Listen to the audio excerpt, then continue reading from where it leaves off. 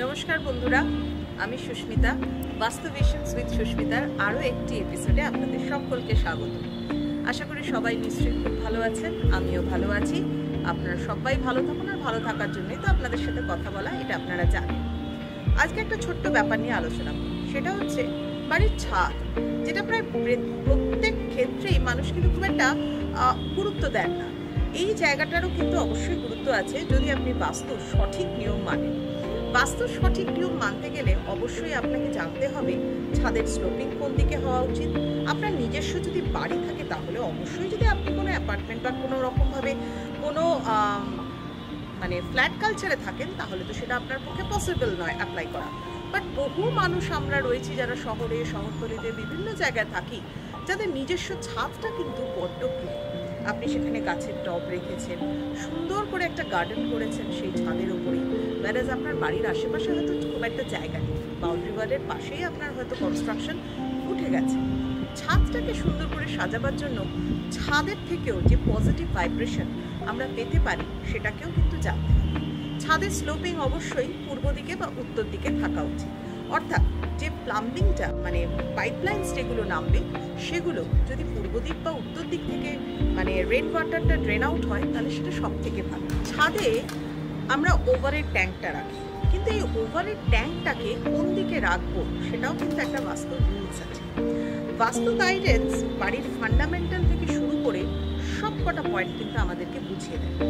যদি সেটাকে ঠিক মতো অ্যাপ্লাই করা যায় তাহলে কিন্তু আমরা অনেকটা ভালো থাকতে পারি, মেন্টালি, ফিজিক্যালি, এবং আমাদের জীবনের অনেক বাধা বিপত্তি কিন্তু কাটতে পারে। যেমন ধরুন, যাদের বাড়ির ওভারের ট্যাঙ্ক একদম সাউথ ইস্ট কর্নারের ওপরে, বা যাদের ওভারের ট্যাঙ্ক নর্দার্ন সাইডে রয়েছে বা পূর্ব দিকে রয়েছে, তাদের বাড়িতে মানসিক সমস্যা প্রচুর পরিমাণে দেখা যায়।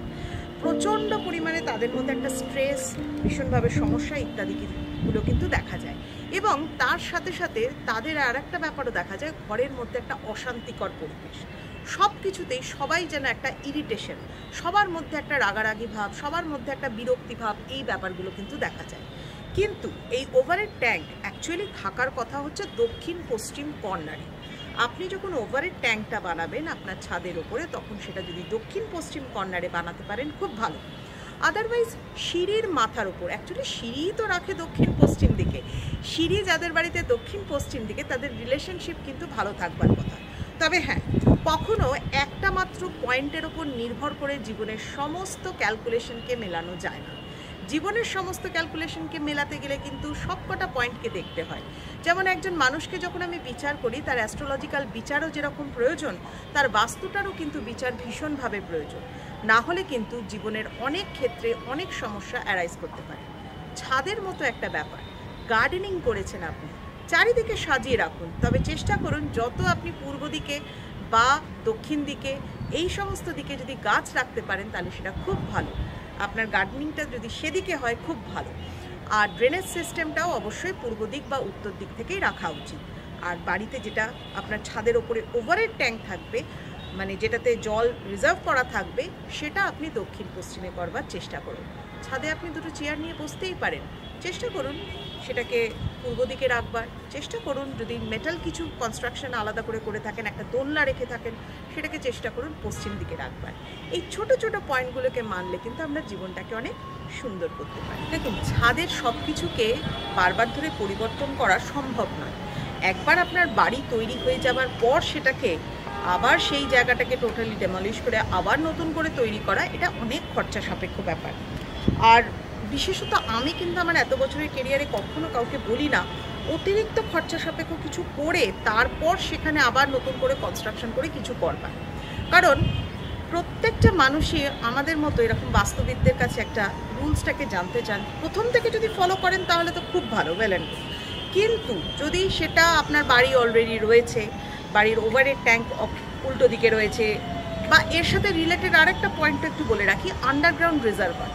যদিও আজকে আমি একটু ছাদের কথা বলছি, কিন্তু তার সাথে একটা ছোট্ট পয়েন্ট, কারণ এটা রিলেটেড, ওভারের ট্যাঙ্কের সাথে রিলেটেড হচ্ছে আন্ডারগ্রাউন্ড রিজার্ভার। আন্ডারগ্রাউন্ড রিজার্ভার কিন্তু আবার আপনার দক্ষিণ পশ্চিমে করলে চলবে না, কারণ আমরা জানি আমাদের ভূমিতে, আমাদের বাস্তুতে দক্ষিণ পশ্চিমের যে স্থানের অধিপতি, যে গ্রহ, যে প্ল্যানেট, সেটা হচ্ছে রাহু। অর্থাৎ রাহুকে কিন্তু আপনার বাড়িতে স্থান দিলে চলবে না, তার কারণ রাহু ভীষণভাবে জীবনে সাডেন ভীষণভাবে মানে চেঞ্জেস নিয়ে আসে। আমাদের যখন লাইফ একটা সুন্দরভাবে চলছে আমরা অবশ্যই চাই সেই গ্রাফটাকে ওপরের দিকে তোলবার, কখনোই সেটাকে আপ ডাউন ফ্ল্যাকচুয়েট কিন্তু করতে চাই না। তাই দক্ষিণ পশ্চিমে কিন্তু অবশ্যই কোনো আন্ডারগ্রাউন্ড রিজার্ভার করা যাবে না। আন্ডারগ্রাউন্ড রিজার্ভার করতে গেলে কিন্তু সেটা করতে হবে উত্তর পূর্ব দিকে, সব থেকে ভালো জায়গা। যদি না পারেন পূর্ব দিকে করুন, উত্তর দিকে করুন, করতেই পারেন, কিন্তু অ্যাভয়েড করুন অবশ্যই কিন্তু দক্ষিণ পশ্চিম দিকের স্থানটা। যাই হোক, ফিরে আসি আবার ছাদের কথায়। যাদের বাড়িতে মোটামুটিভাবে সিঁড়ি টিড়ি সব ঠিক জায়গায় আছে, ঠাকুর ঘর বানিয়েছে, দেখুন আমি যেটা বলে থাকি সাধারণত ঠাকুরের আসন যেটা আপনি করবেন সেটা ছাদের ওপরে না করে যেখানে আপনি বসবাস করছেন, যেখানে আপনার কিচেন রুম, যেখানে আপনার বেডরুম, সেখানেই যদি একটা রুম বার করে আপনি ঠাকুরের আসন বসাতে পারেন তাহলে সেটা সব থেকে ভালো। আর সেটা যদি উত্তর পূর্ব অর্থাৎ ঈশান কোণে হয় তাহলে তো সব থেকে ভালো হয়। যাই হোক, সেটা তো পরের আর একটা এপিসোডে না হয় এটা নিয়ে আবার আলোচনা করব, কিন্তু আজকের এপিসোডে বলবো বাড়িতে চিলে কোঠা যেখানে আমরা ঠাকুরের স্থান রেখে থাকি সেটা কিন্তু দক্ষিণ পশ্চিমে হলে আবার ঠিক নয়। অবশ্যই যখন আপনি আপনার ঈশ্বরকে বসাবেন, যে দিকে ঠাকুর বসবেন, ভগবান বসবেন, কিন্তু অবশ্যই পূর্ব দিকে বসে তার মুখ থাকবে পশ্চিমের দিকে, অথবা উত্তরে বসে তার মুখ থাকবে দক্ষিণের দিকে। যাই হোক, অনেক কিছু জানিয়ে ফেললাম আপনাদেরকে। যদি আপনাদের ভালো লাগে এই এপিসোডগুলো আমাকে জানাতে থাকুন এবং অবশ্যই ফলো করতে থাকুন বাস্তু ভিশনস উইথ সুস্মিতা।